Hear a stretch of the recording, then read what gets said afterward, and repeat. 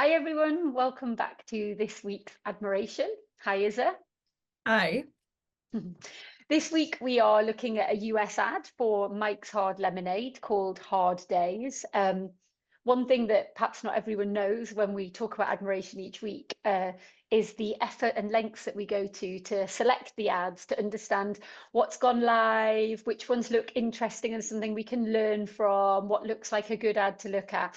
Well, last week, Isa and I had the privilege of actually being in Boston, and we were in the back of an Uber and we were carefully selecting which ad to look at. And our colleague who was sat next to us, who doesn't work with advertising, kind of heard one of the ads play out and just started spontaneously laughing to the side of us, chuckling away at what was going on. And just at that point, we thought, okay, if it's done enough through its audio to kind of wake up the person next to you and for them to want to engage with it and see what's going on and start chuckling away, it seemed like a good choice of ad. So here we are with the Hard Days ad from Mike's Lemonade. Shall we take a look at it for those who are not familiar with it? Yeah, definitely.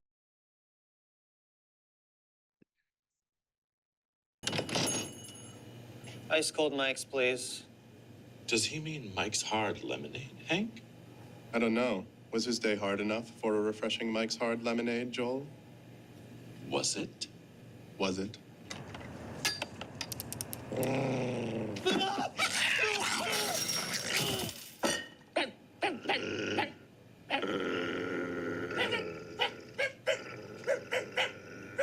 Hard days deserve a hard lemonade. Excellent. Yeah, so our sample of one thought it was funny. Shall we look at a bigger sample and see how it resonated with the US audience? Yeah, let's do that. So there we have it, as usual, the snapshot of the total performance of the ad, sales impact score, brand impact score, and all the measures that are contributing to those. And I mean, as the ad is very out there, quite weird, but clearly touched like the funny bone on everyone who watched it. It's, in fact, the most effective ad that we've tested from a US perspective in our admiration series. Wow. So quite a great one to be talking about. That's excellent. So it's nice for that our wonderful colleague, Kayla, in fact, who was sat with us, to know that she's not a sample of one and that she was, in fact, reflective of the US audience more broadly. I guess the other thing to reflect on here, we always talk about short and long. And of course, they don't have to be separate from one another. Like, this is a really great example of an ad that does the short and the long. It has an ability to grab attention. We look there, we've got that really high ad distinctiveness score. And again, that makes sense from our sample of one for who was sat next to us and kind of immediately paid attention. It has that ability to draw people in, but it's not just distinctive, it's also emotive. So we can dive a bit further on that, but the overall emotion is there. So, able to kind of do that short and long, and able to associate the brand with, I guess, a hard day, which we can come on and look at a little bit more. And also to drive that response. Some ads tend to be a bit more emotive and a bit more in it for the longer term, and some ads tend to have newsworthiness that makes them have a short-term response. This one seems to do it all, right? Yeah, definitely. Nice.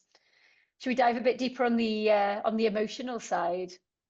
Yeah, definitely. I mean, it's clear that the ad would drive a level of humor.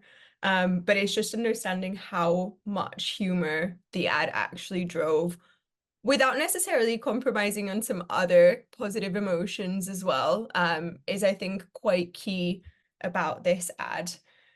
So we see there, I mean, a massive 37% of people felt that it was funny overall.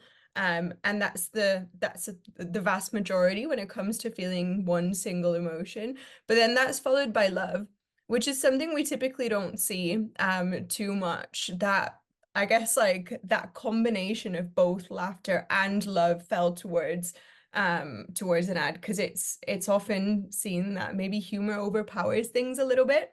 But in this case, they did a really good job, I guess, at like eliciting the love emotion for the brand and what the brand means for the consumer. So in this case, it was providing a treat after a hard day, and the viewers really felt that. Yeah, and I guess even like less important than everything you've just said, but looking down those emotions, there's virtually no one that feels either nothing, which obviously is absolutely awful because it becomes wallpaper and no one pays attention, or that feels something negative, right? So it's like, it's truly all on the positive side, and it's not even on the just positive side. So like is great, but it's clearly a less strong emotion than people finding it humorous, and the laughter and the love that we see coming through here. So yeah, exactly as you said, a very positive response.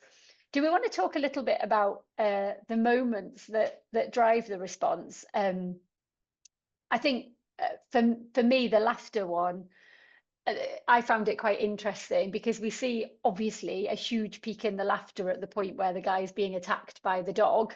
And maybe it's funny because of how small and cute the dog is, partly as well, before it attacks him. But the bit that not being part of the target audience, the bit I was really unsure about at the end when the guys that are working in the shop are like barking away, I was like, oh my gosh, that's really weird. But actually people find that quite funny as well. And that's quite clever, right? Because it means you don't just hit that big peak of laughter and emotion and then it's gone away. They managed to kind of sustain that emotion right through to, what's a really nice ending, right? Yeah, definitely. I mean, the great thing about this ad is that it sustains quite a high love reaction throughout. And even in the earlier stages where it's not quite as funny yet as it gets towards the end of the ad, there's still a good amount of laughter in the beginning, but definitely the peak of laughter comes in when the dog attacks the delivery guy. Let's play the ads so we can see exactly when it happens. So obviously he's having that interaction with the shop keepers who are deciding whether he deserves a hard lemonade or not, based on how hard his day was. And you can see very much like laughter kind of like rising and really peaking when that dog attacks him. But then it stays very high as the shop owners are barking at the guy. But it also drives a bit of a love reaction there as well, which is quite interesting. I think people just obviously they love the fact that the guy gets that Mike's hard lemonade. So his day was deemed hard enough. And then that love reaction just kind of stays through, because it's quite a relatable and just funny, kind of like lovable moment towards the end there. Yeah, that's what I was going to say. That last little peak on that purple line, like 28 to 30 seconds right at the end, that's exactly when the kind of the super comes up on screen that talks about like hard days deserve a Mike's hard lemonade. So Yeah. It's great storytelling, but it's also from an insight that's highly relatable, right? People clearly love the idea of like rewarding themselves for that tough day. It's something that everyone feels and everyone can relate to, and clearly the brand playing a role in that gets that little peak in love as well, which is really nice to see, to your earlier point about not just being funny but harnessing a humorous story to tell a relatable story that makes people want to go out and try the brand. Yeah, definitely. So speaking of trying the brand, I think we saw that it was really good as well on kind of immediate sales uplift. Is that something we want to look at a little bit more closely? Yeah, definitely. I think the ad does such a great job as positioning the brand in meeting a very relatable kind of consumer need state of essentially treating themselves after a hard day, or almost like having something nice as a consolation prize for something that maybe hasn't gone as well as they planned. And tying the brand to that need state makes it feel more desirable, and I guess like brings the brand to mind in those situations for consumers. So we can see before exposure to the ad, Mike's Hard Lemonade already has quite a high level of consideration from the audience, with 27% of people saying they would choose it the next time they're thinking of buying a hard seltzer, malt beverage, etc. After seeing the ad, it goes up to 60%, which is huge. And for a brand that already has quite a lot of consideration compared to its competitors, that sheer level of uplift is very significant and quite commendable for how the ad performed amongst consumers. Yeah, that's spot on, isn't it? Because usually the more consideration you've already got, obviously the less that you can drive that amongst people. But it's really making a difference here, and through what is an interesting message, because it's very emotional in many ways, like getting that reward. It's also a little bit more functional than what we see some of the advertisers do. So depending on how you look at, your reward for a hard day, it's a really nice need state to associate them with, and it's clearly working well for them. And obviously that's not just the message, that's the combination of the relatability of it combined with great storytelling, the humor, and everything else that people appreciate. Well, I think that's a big well done then on this week's ad. And perhaps when we're looking for our next ad, we should just call Kayla up and see how well she represents the US population. Yeah, I guess we've got the UK covered, don't we? So we just need that American representation. If anyone else has seen any great ads recently that they'd love to know more about, obviously give us a shout, because we love looking and seeing what we can learning from great ads, and we're always open to ideas. And with that, we'll leave this week. Thank you so much for that, Isa, and we'll speak again soon. We'll speak soon. Bye bye.